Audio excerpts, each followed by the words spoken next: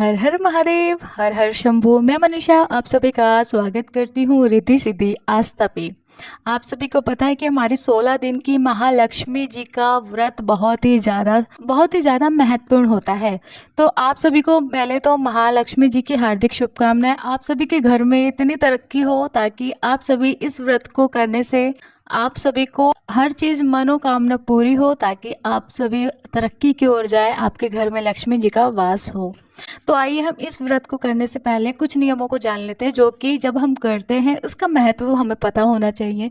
क्योंकि जैसे कि पीरियड्स में व्रत कैसे करें, 16 गांठें जो होती है कब बांधे, किस दिन बांधे, और अधिक मास में व्रत उठाए ना उठाए, भोग माता लक्ष्मी जी को कैसे लगाना चाहिए, अपने घर की झाड़ू किससे छुपा के रखनी चाहिए, कहाँ रखनी चाहिए, ऐसी बहुत सी ऐसी सारी जानकारी मैं दे रही हूँ। कलश कब बैठाना चाहिए और पूजा दिन रात किस तरीके से करें, ऐसी सारी जानकारी हम जानेंगे इस वीडियो के माध्यम से। तो आप सभी एक बार जय माता लक्ष्मी कमेंट बॉक्स में ज़रूर लिखें। तो आइए हम कुछ नियमों को जान लेते हैं। जैसे कि सबसे पहले मैं एक पॉइंट टू पॉइंट आप सभी को बताती जाऊंगी, एक एक करके सारी चीज़ें। आप बस ध्यान से माता लक्ष्मी जी का ध्यान करिए, क्योंकि ध्यान करने से ही माता लक्ष्मी जो हमारे घर का वातावरण है शुद्ध हो जाता है, पवित्र हो जाता है। तो सबसे पहले जान लेते हैं कि यह व्रत कौन कर सकता है। नियम 1। तो इस व्रत को कौन कर सकता है, क्यों करता है।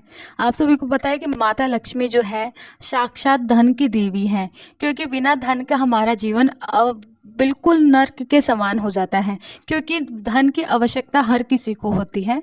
तो इसलिए यह व्रत करने का एक अवसर है कि हम माता लक्ष्मी जी को, जो कि बहुत ही ज़्यादा चंचल होती है, अपने घर में स्थापित करना, उनकी स्थापना करना बहुत ही ज़्यादा शुभ होता है। और इस व्रत को 16 दिन की लक्ष्मी जी का व्रत है, हम उसको 16 साल तक कर सकते हैं, क्योंकि 16 साल का किया हुआ व्रत का फल बहुत ही ज़्यादा अच्छा होता है।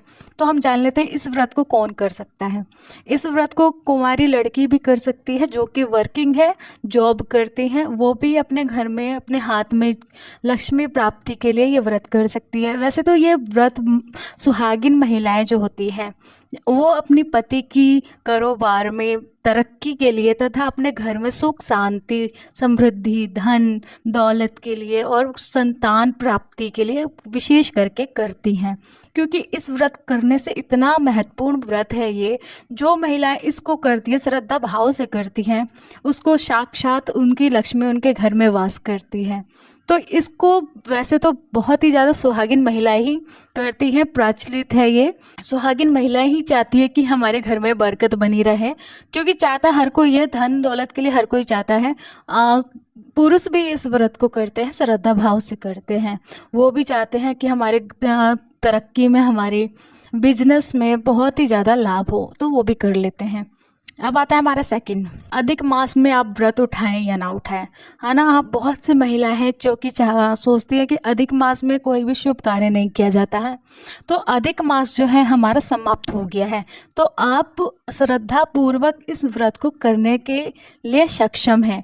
आप इस व्रत को उठा सकती हैं और विधि विधान से लक्ष्मी माता जी को प्रसन्न कर सकती हैं, उनकी पूजा कर सकती है, अपने घर में उनका वास करा सकती हैं।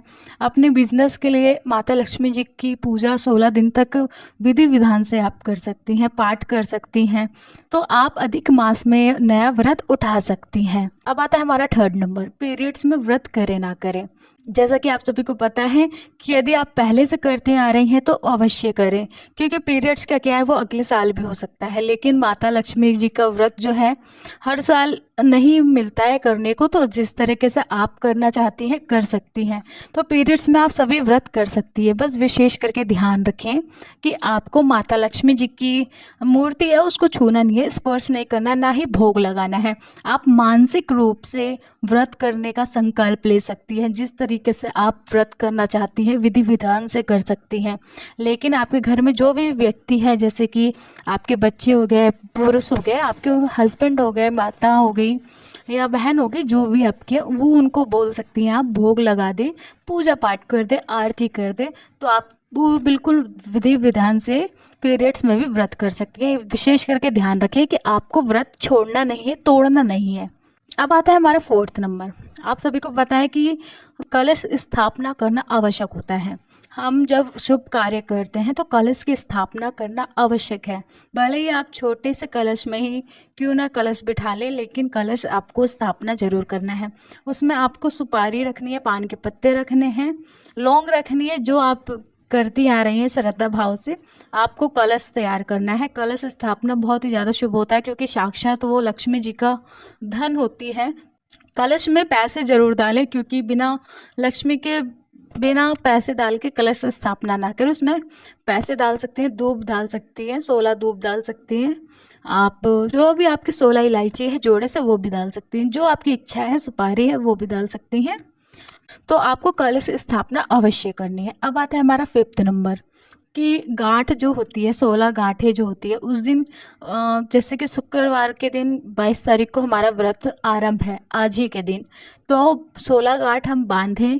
कब बांधें? शुक्रवार को ही बांधें या प्रतिदिन बांधें, या जब जब आप व्रत कर रहे हैं तब बांधें। आपको ऐसा नहीं करना है। आपको शुक्रवार को ही, व्रत के दिन ही आपको गांठ बांध लेनी है 16, क्योंकि 16 दिन के आप व्रत करना चाहती हैं, तो 16 गांठ आपको बांधनी है। और उसी गांठ को आपको रोज़ तिलक कुमकुम लगा करके पूजा करनी है। और जब 16वें दिन जब आपका व्रत पारण हो जाए, ख़त्म हो जाए, समापन हो जाए, तो वो जो गांठ है आपको अपने हाथों में बांधनी है। क्योंकि हाथों में इसलिए बांधा जाता है क्योंकि आपके हाथ में ही लक्ष्मी आना जाना होता है, हमारे हाथ में। तो हाथ में अवश्य बांध लें, और व्रत समापन होने के बाद उस गांठ को अपने हाथों में बांध लें। अब आता है हमारा 6th नंबर कि भोजन जो होता है, जब हम व्रत करते हैं तो उसमें हम क्या खाएं। बहुत सी समस्या होती है कि हम व्रत तो कर लिया है, तो हम खाएं क्या उसमें। तो आप विशेष करके ध्यान रखें, आप नमक का उपयोग ना करें तो अच्छा रहता है, क्योंकि कोई भी व्रत में नमक का उपयोग अशुभ माना जाता है। तो आप विशेष करके ध्यान रखें कि नमक को छोड़ के और अनाज को छोड़ के आप कुछ भी खा सकती हैं। फल के ऊपर आप व्रत कर सकती हैं, फलाहार व्रत होता है वो कर सकती हैं, फलाहार व्रत कर सकती हैं। यदि आप व्रत नहीं करना चाहती हैं तो आप सुबह शाम पूजा करके अन्न ग्रहण कर सकते हैं।